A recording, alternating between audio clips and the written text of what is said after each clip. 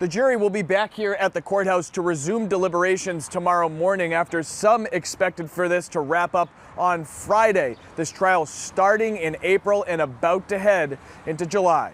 Clear your heads. We'll start fresh on Monday.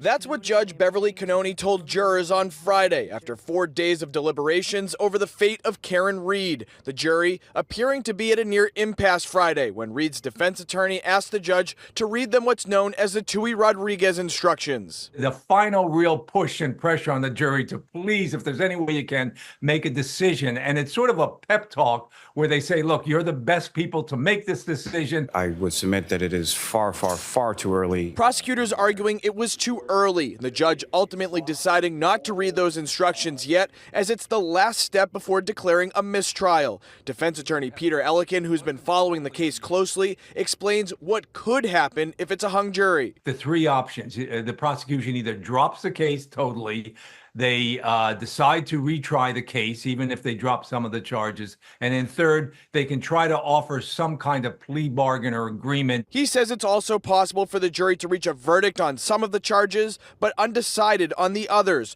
Regardless, he says it's impossible to predict what a jury is going to do and just how long it will take them. The burden is on the prosecution. So really, you got to give, if you're really that confused, you have to give the benefit of the doubt to the defendant. I still have faith in this jury that they're diligent and serious enough about their very onerous task here, and that they will do the right thing. Ellikin says the timing of this week with the 4th of July holiday ultimately shouldn't come into consideration with a verdict, but he says we should expect some sort of development this week. Now, the jury again is set to be back here to resume deliberations tomorrow morning.